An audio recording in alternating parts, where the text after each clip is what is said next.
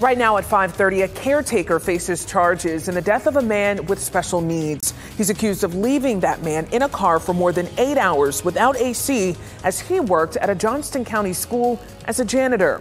Thanks for joining us tonight. I'm Lena Tillett. And I'm Dan Haggerty. We know the man called 911 to tell authorities what had happened. Sean Gallagher is in Clayton right now, getting more on this investigation, and authorities, Sean, believing that this is simply a hot car death. Yeah, Dan and Lena, with temperatures in the low 80s yesterday, it was plenty warm enough to cause damage, according to information from the CDC. Now, the Sheriff's Department is going to wait for the medical examiner to have that final determination on a cause of death. But we do know that man with special needs was dead when he arrived here at the Cleveland Fire Department after more than 8.5 hours in that car. Tuesday morning, 55-year-old Rogers Inge pulled into Cleveland High School in Clayton for his shift as a janitor. It was 8 a.m., and 22-year-old Dontarious Batts was with him. Inge told police he was a full-time caregiver for Batts because he has special needs.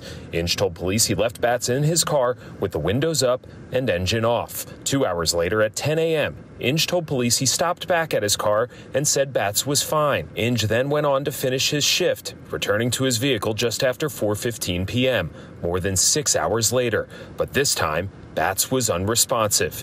Inge left the school with Batts in his car and called 911 more than 25 minutes later, admitting he was responsible for Batts' death. Code Lee, Cleveland Fire Station 1, Cleveland Fire Station 1, subject should be pulling in the vehicle. The call operator directed him to stop at the Cleveland Fire Station. That's more than 2 miles away from the school. Cleveland's fire chief tells me firefighters tried to save Batts, but he was ultimately pronounced dead at the scene. Inge was taken into custody, charged with involuntary manslaughter. Johnston County Schools provided a statement today saying Inge was terminated as an employee as of this morning. They could not confirm how long he had worked for the school.